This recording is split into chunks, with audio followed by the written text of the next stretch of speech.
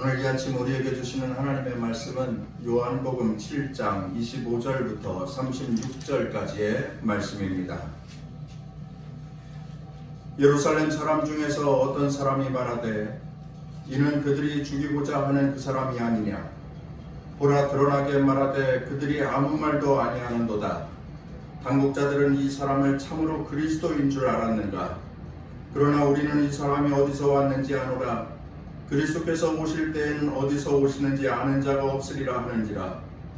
예수께서 성전에서 가르치시며 외쳐 이르시되 너희가 나를 알고 내가 어디서 온 것도 알거니와 내가 스스로 온 것이 아니니라. 나를 보내신 이는 참되시니 너희는 그를 알지 못하나 나는 아노니 이는 내가 그에게서 났고 그가 나를 보내셨음이라 하시니 그들이 예수를 잡고자 하나 손을 대는 자가 없으니 이는 그의 때가 아직 이르지 아니하였음이로라.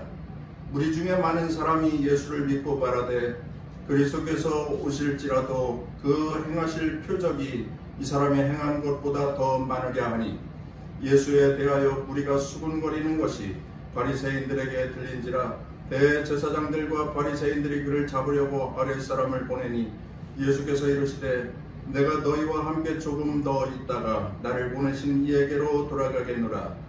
너희가 나를 찾아도 만나지 못할 터이요 나 있는 것에 오지도 못하리라 하시니 이에 유대인들이 서로 묻되 이 사람이 어디로 가기에 우리가 그를 만나지 못하리요. 헬라인 중에 흩어져 사는 자들에게로 가서 헬라인을 가르칠 터인가. 나를 찾아도 만나지 못할 터이요 나 있는 곳에 오지도 못하리라 한 이 말이 무슨 말이냐 하니라.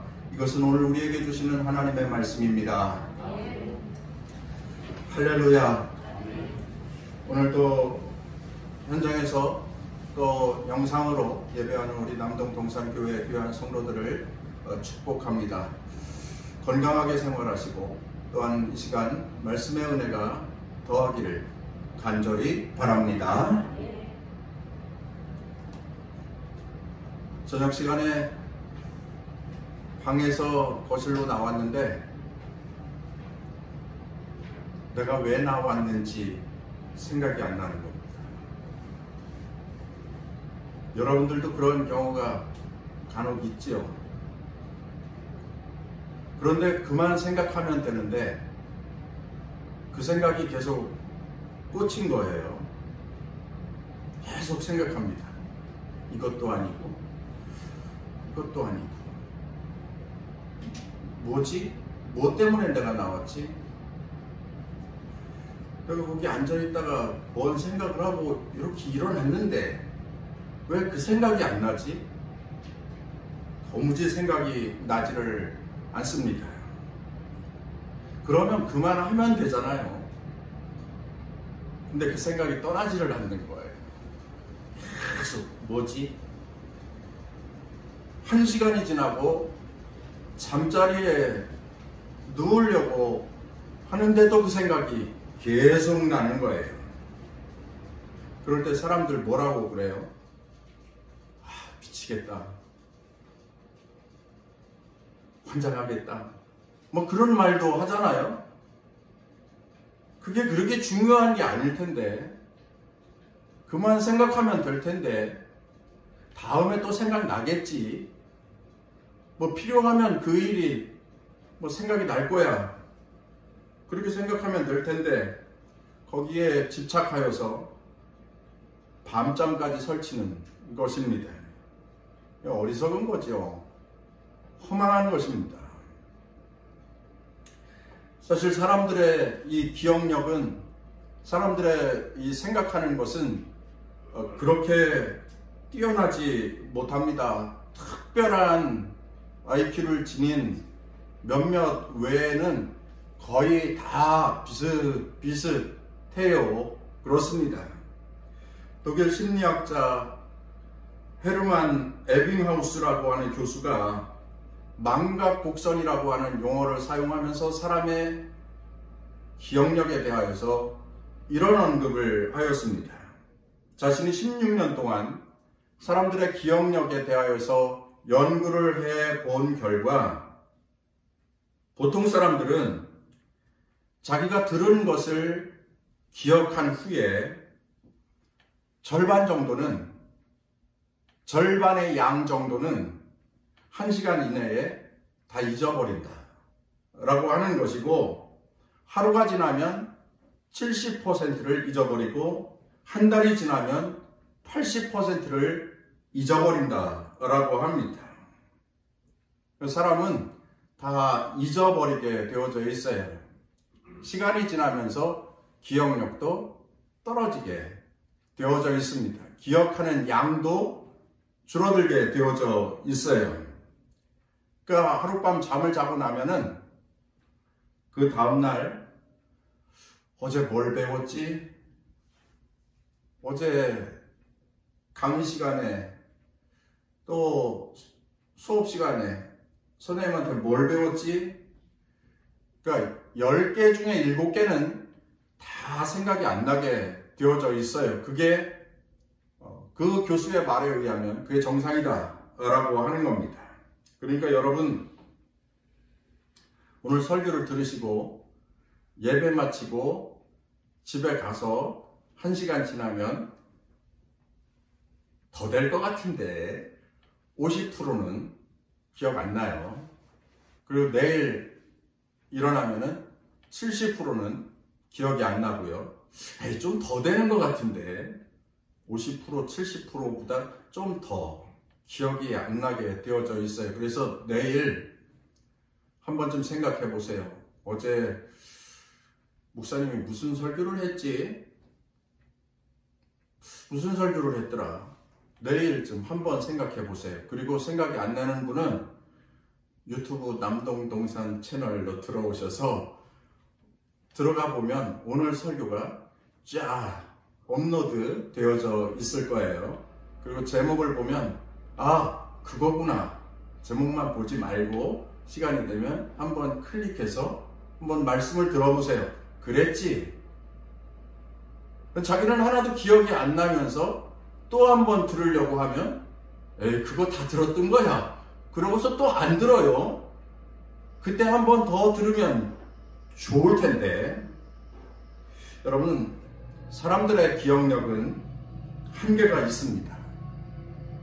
그리고 사람들이 알아야 할 것도 정말 중요한 것만 알면 되는데, 몰라도 되는 것까지 다 알려고 그렇게 연신 노력을 하지요. 몰라도 되는 것은 몰라도 되는 거고, 알아야 할 것은 꼭 알아야 하는 것을 깨닫는 것이 지혜로운 사람이에요. 그 중에서 하나님의 말씀은 꼭 기억해야 합니다. 하나님의 말씀은 두 귀로 듣고 마음으로 받아서 기억하고 생활 중에 실천하면서 살면 그 말씀이 생활화되고 그 말씀이 의식화되고 그 말씀을 따라서 사는 신실한 그리스도인이 되어줄 수 있는 거예요. 하나님의 말씀을 잘 보고 잘 듣고 배우고 깨닫고 익혀서 그 말씀대로 살고자 하는 그리스도인이 되어야 합니다. 많은 것을 잊어버릴 수 있지만 하나님의 말씀은 듣고 잊지 않도록 힘써야 합니다. 하나님의 말씀을 늘 기억하고 또 마음에 담고 실천하면서 사는 참된 그리스도인이 다 되시기를 주의 이름으로 축원합니다. 오늘 말씀의 주제이기도 한데요, 아울러 우리가 꼭 기억해야 하고 그리고 변치 않아야 할 것이 있습니다. 그게 뭐냐? 예수님에 관한 지식입니다. 우리 예수님에 관하여서 바르게 알고 또 예수님을 잊지 않고 예수님을 늘 생각하면서 사는 그리스도인이 되어야 합니다. 한번 따라서 하겠습니다. 예수님에 대해 바르게 알기를 원합니다. 오늘 우리는 요한복음 7장의 말씀을 읽었습니다. 요한복음 7장에서 예수님은 초막절에 예루살렘에 올라가셔서 설교하십니다. 솔로몬 행각에서 많은 사람들에게 하나님 나라의 비밀을 가르치시고 전파하고 계셨습니다.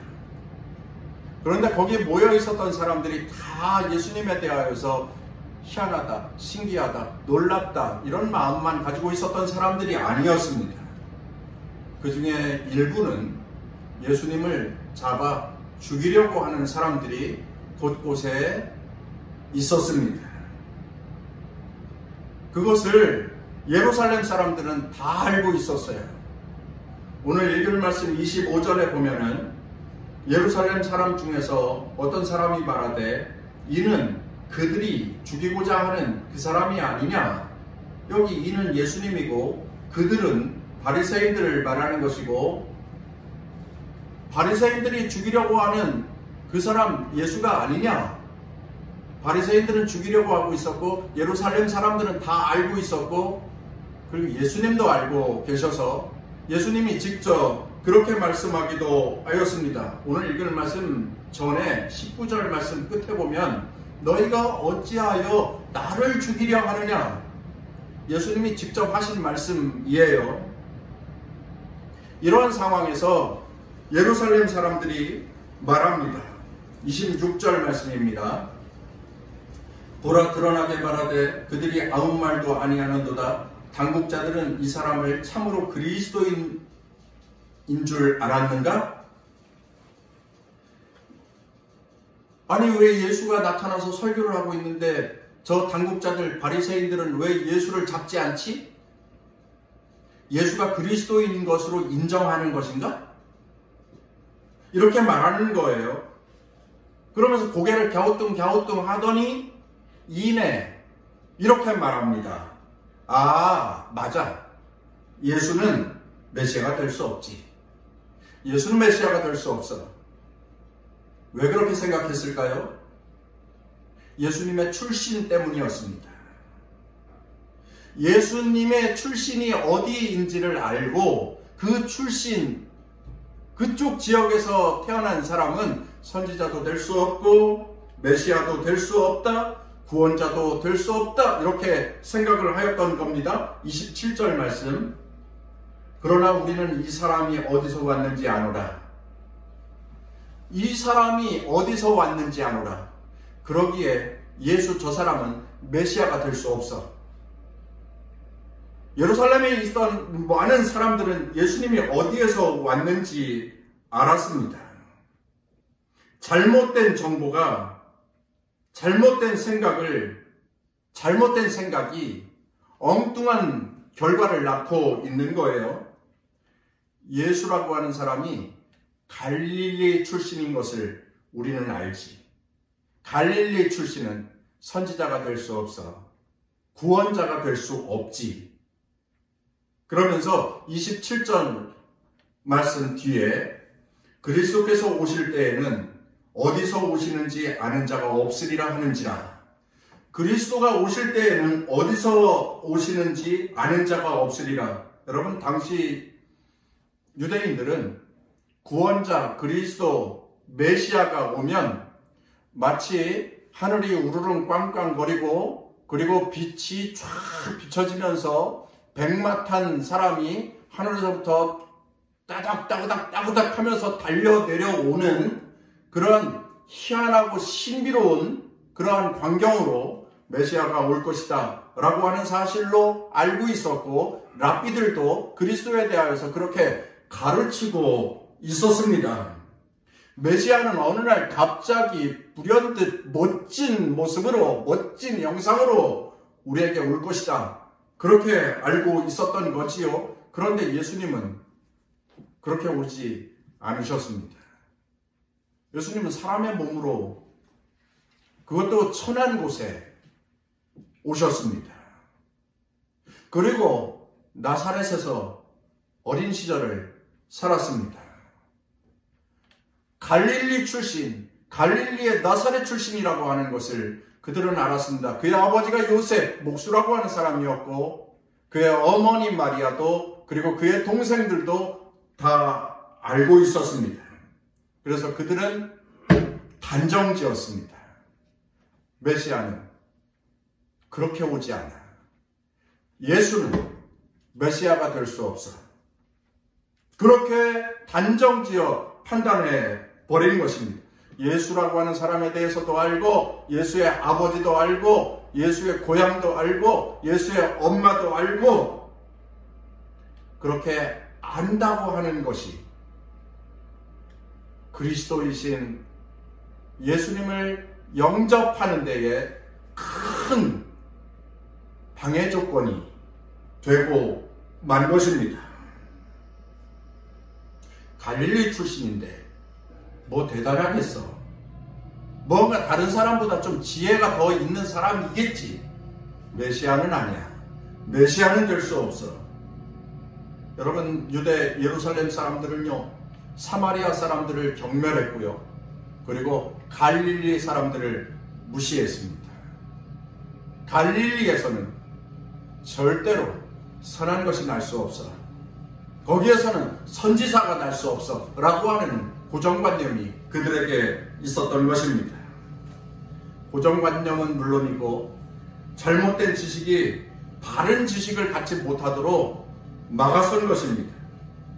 조금 알고 있는 것이, 머릿속에 조금 알고 있는 것이 참된 진리를 깨닫지 못하게 하는 방해 조건이 되고 말았던 것입니다. 예수님에 대하여서 조금 알고 있었는데 그것이 엉뚱한 결과를 낳게 되었던 것입니다. 그들의 믿음을 방해한 것이죠. 온전한 신앙의 고백을 하지 못하도록 막아선 것입니다.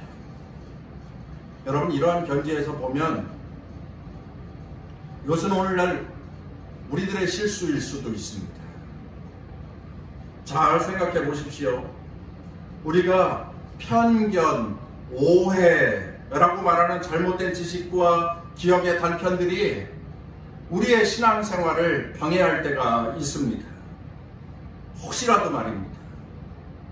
뭐 다는 아닐 수 있지만 혹시라도 지금 내가 알고 있는 것이, 내가 가지고 있는 지식이, 내가 가지고 있는 정보가 온전한 그리스도인의 삶을 살 수 없게 방해하고 있다라고 생각을 한다면 그것을 고쳐야 되거든요. 그것을 잘 살펴보아야 합니다. 물론 그러한 고정관념과 선입견, 잘못된 정보에 물든 세뇌된 사람이라고 하면 그것을 깨닫기 어려운 일이겠습니다만은 성령의 도우심을 구하며 내가 알고 있는 것이 내가 온전한 믿음의 삶을 살아갈 수 없게 하는 것인지를 깨달아 안다면 좀 더 참된 그리스도인으로서 삶을 살아갈 수 있게 될 것입니다. 여러분, 이런 이야기를 한번 해드릴게요.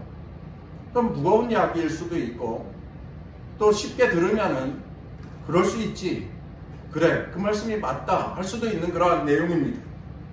요즘 인터넷은 물론이고 종편 보도방송에서 기독교에 대해 비난하는 그런 사람들의 이야기가 무성합니다. 코로나19 사태로 이단 신천지가 큰 문제가 되었고 정치에 참여하고자 하는 몇몇 목회자로 인하여서 아주 소용돌이치는 교회의 모습을 매스컴이 계속 보도하고 있고, 요즘에는 비인가 선교사 교육기관인가 그런 국제학교라고 하는 이름이 문제가 되어서 방역 사각지역에서 방역 수칙을 지키지 않아서 확진자가 발생하는 큰 통로가 되고 말았습니다. 그러다 보니까 기독교에 대해서 엄청 욕을 합니다. 기독교에 대해서 비판하는 소리가 하루도 빠지지 않고 뉴스에 계속 보도되고 있습니다.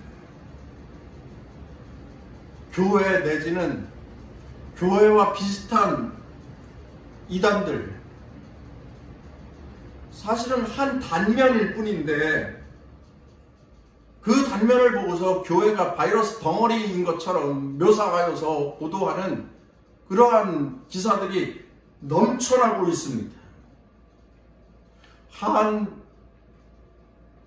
한두 명은 아니고 한 8명, 6명, 7명 잘못된 생각을 가지고서 목회하시는 목사님들, 그러한 분들을 보고서 세상의 모든 목사님들을 다 위선적이고 또 거짓말하는 사람으로 판단해버리기도 하고,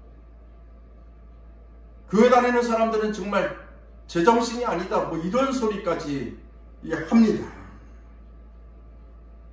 그래서 우리 교회에도 교회 못 가게 하는 가족들이 있잖아요.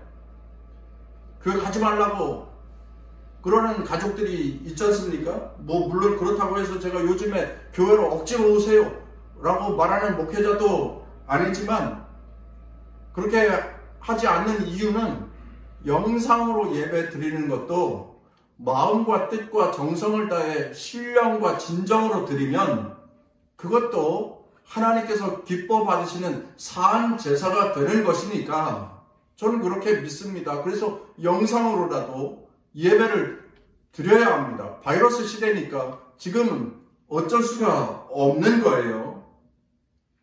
그런데 그러한 시대가 되어서 잘못된 편견, 그리고 자기의 가진 잘못된 지식, 오해, 이런 것이 엄청난 불상사를 만들어내는 거예요. 근데 중요한 것은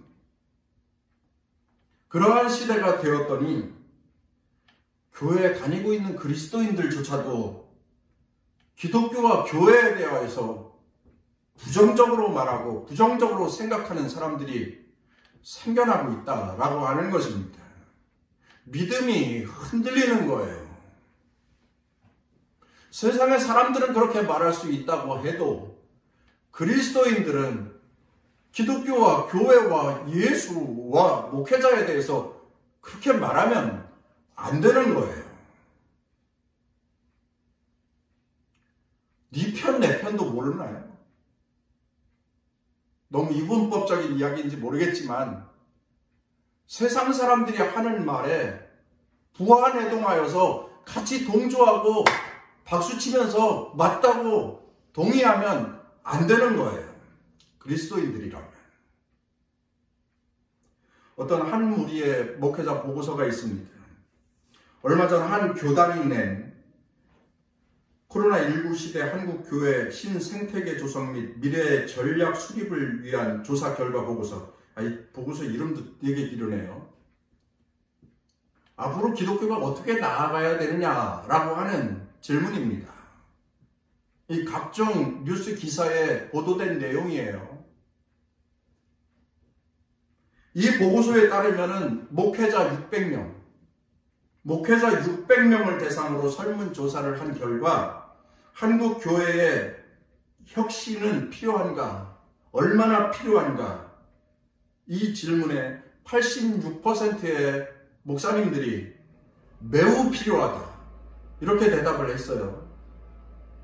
그리고 그 교회 개혁 대상으로 제일 1순위 개혁 대상으로 누구인가? 라고 하는 질문에 전체 응답자 중 32.8%가 목회자, 이렇게 대답을 했어요. 목회자 600명에게 물은 거예요. 그런데 교회 안에서 가장 개혁이 되어야 할 대상이 누구냐? 목회자다. 목사님들이 자기를 성찰하고 있는 거예요. 자기들을 깨닫고 참회하고 뉘우치고 있는 거예요.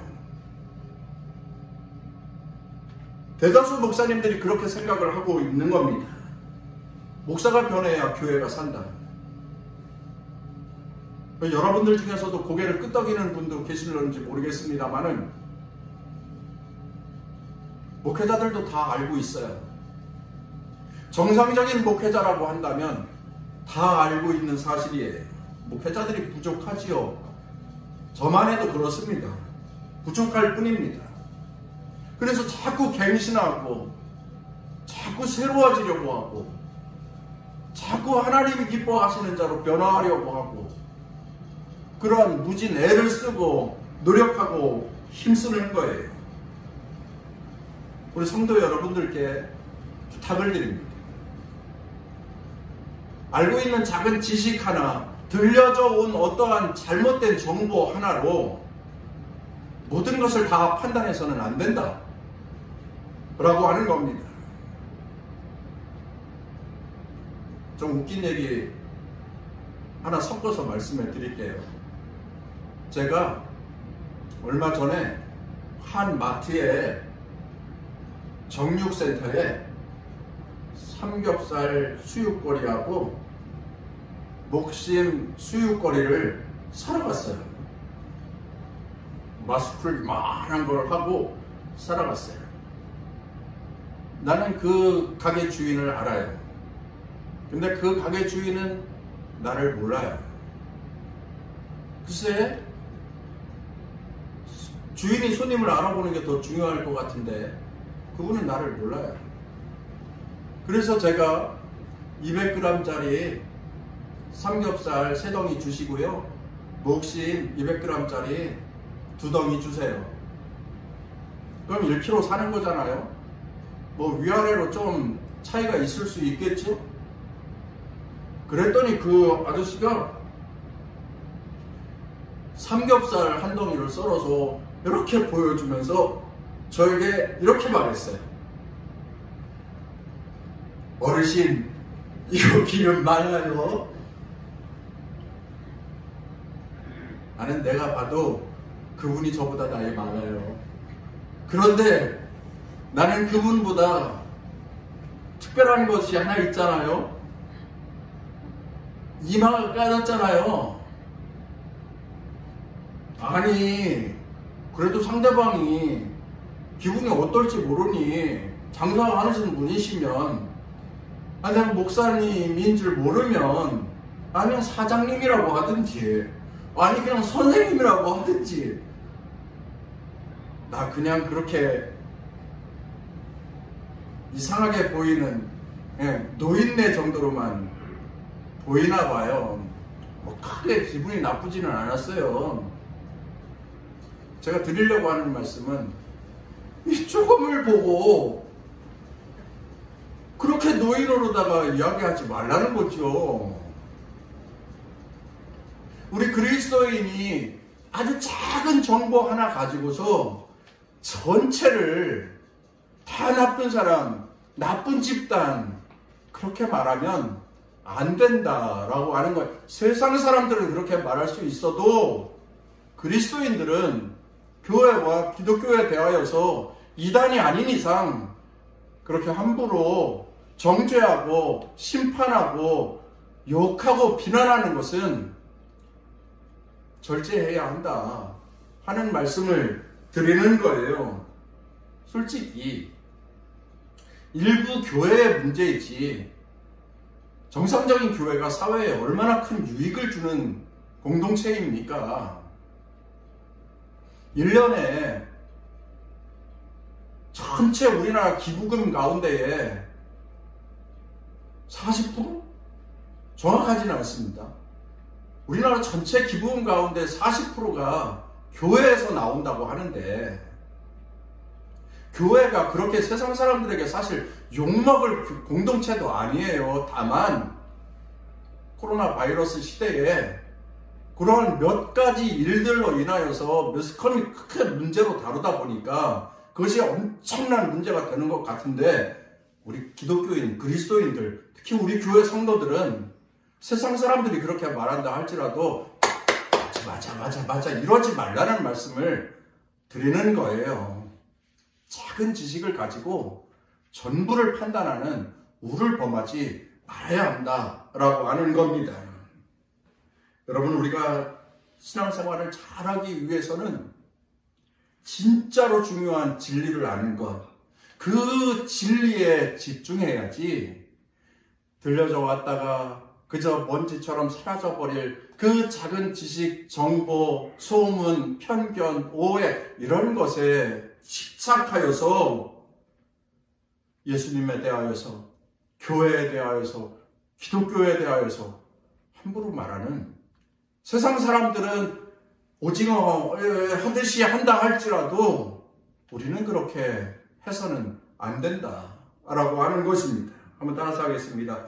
예수님에 대해 좋은 생각을 담고 변치 않기를 원합니다.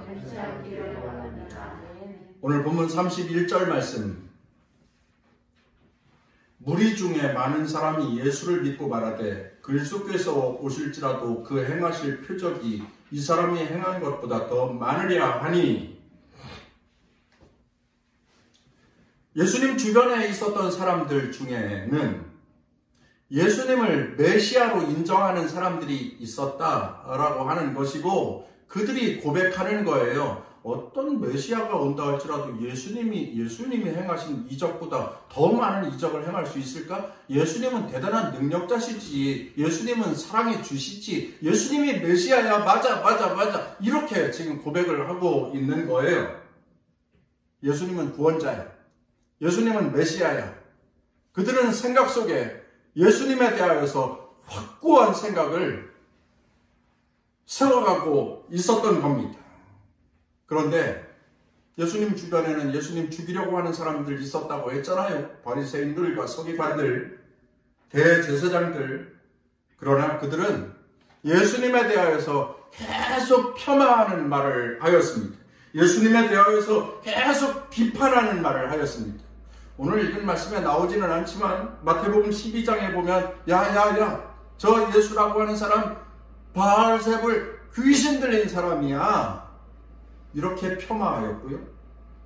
그리고 요한복음 7장 12절 말씀에 보면은 무리를 미혹하는 사람이라고 예수님에 대하여서 비판을 하고 있어요. 여러분, 사람들 모여있는 곳에 비판하는 말, 나쁜 소문, 이러한 것들이 한번 돌기 시작하면 발없는 말이 천리를 간다고 그러잖아요. 열린 입술로 말하기 시작하면 그게 얼마나 큰 거품을 일으킵니까? 무성하게 번져가지 않습니까? 그러니 바리새인들과 서기관들이 예수님에 대해서 귀신 들린 사람이야, 저 미혹하는 사람이야, 따라가면 니들도 다 속아, 니들도 따라가면 낭떠러지 다 떨어져, 니들도 다 죽는 거야. 미혹하는 말이 계속 번져가니까 예수님에 대하여서 계속 나쁜 소문이 커져가고, 결국 예수님은 어떤 사람이 되는 거예요? 웃긴 사람이 되는 거죠. 겉과 속이 다른 사람이 되고 마는 겁니다. 그렇게 예수님에 대하여서 나쁜 소문을 퍼뜨리는 사람들이 있었습니다. 그런데 그러한 소문이 가득한 예루살렘에서도 예수님은 메시아, 예수님은 구원자, 예수님은 나의 전부, 예수님은 나의 생명, 예수님은 나의 목자라고 고백하는 그리스도인들이 그러한 소문에 흔들리지 않았다라고 하는 것입니다. 흔들리지 않고 예수님에 대한 믿음의 고백을 드리고 끝까지 예수님을 떠나지 않았다. 예수님과 손붙들고 예수님과 함께 어디까지 갑니까? 예수님의 십자가 골고다 언덕까지 가는 거예요. 그 사람들이 예수님과 함께 끝까지 갔던 그리스도인인 거예요. 변하지 않는 거예요. 자신들의 믿음을 고쳐 세우고 변하지 않는 그리스도인들이 된 거예요. 요한복음 6장에 보면은 예수님이 이런 말씀을 하세요. 나는 생명의 떡이다. 나를 먹어야 영생한다. 내 살은 참된 양식이요, 내 피는 참된 음료가 될 것이다. 나를 먹고 나를 마시면 너희들에게 영생이 주어질 것이다. 여러분, 예수님이 자기의 이 살은 참된 양식이고 자기의 피는 참된 음료라고 해요. 나를 먹고 마시면 영원한 생명을 얻을 것이다. 우리는 알지요. 우리는 계속 설교를 들어와서 압니다. 그 말씀의 뜻이 무엇인지 압니다. 그런데 그 당시 예수님의 말씀을 처음 들었던 사람들, 그들은 어떻게 생각했겠습니까? 인육을 먹어? 사람의 피를 마셔? 이 무슨 식인종도 아니고 이 말 같지도 않은 소리를 하지? 사람들은 이렇게 생각을 했어요. 실제로 그렇게 생각을 했어요. 그래서 그 이야기를 들은 사람들 중에 많은 사람이 예수님을 떠났어요.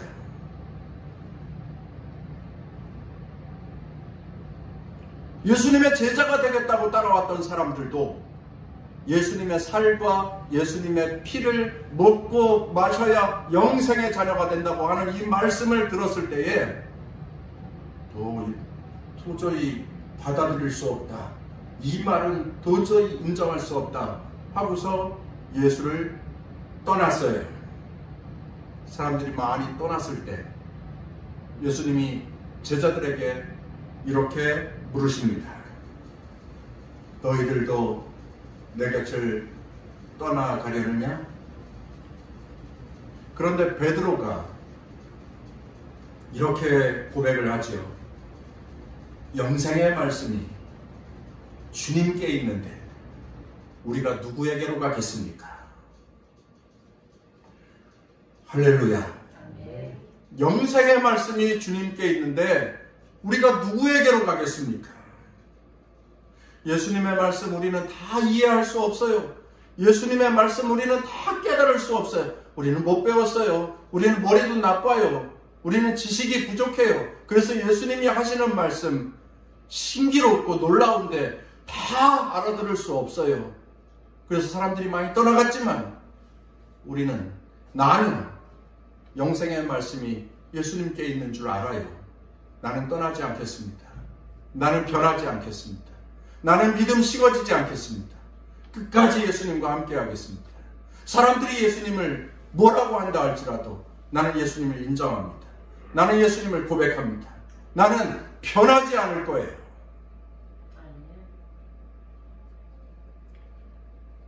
예수님의 말씀이 다 이해되지 않았지만 제자들은 예수님을 떠나지 않았습니다.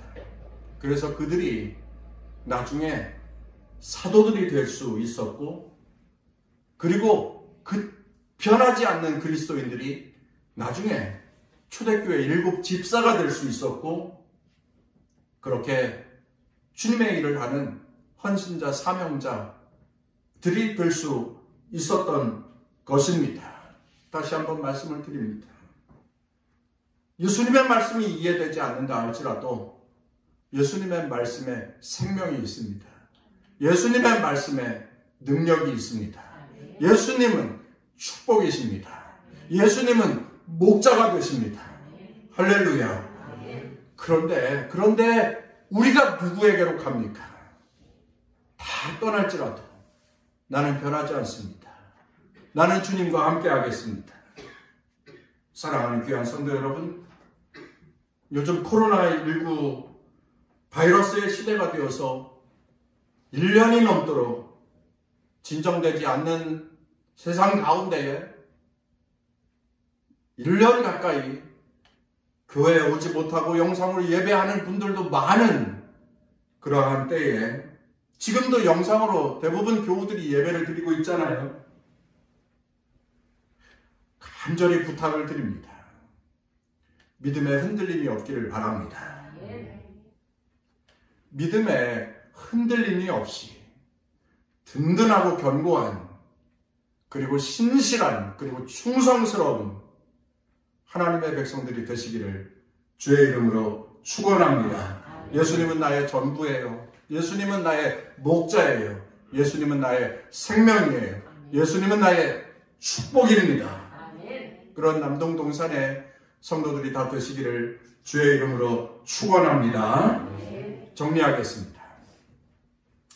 2021년 새해 희망 다운로드 설교 5번째 말씀이었습니다. 모든 면에 언제라도 좋은 생각은 삶의 희망이 됩니다. 세상은 허망한 것에 정신 빼앗기지 마시고요. 언제라도 예수님에 대하여서 좋은 생각을 하기에 힘 쓰십시오.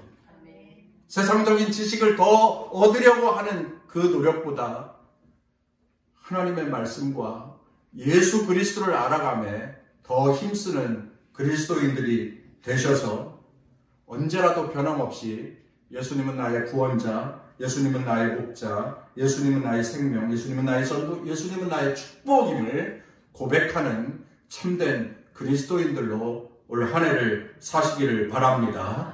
예수님을 잘 바라보면 희망 있는 미래가 열려져 갈 것입니다. 희망의 미래를 살다 보면 예수님의 축복이 깨달아질 것입니다. 그 입술에 간증과 찬양이 넘쳐나게 될 것입니다. 그런 우리 교회 온 성도들이 다 되시기를 주의 이름으로 축원합니다.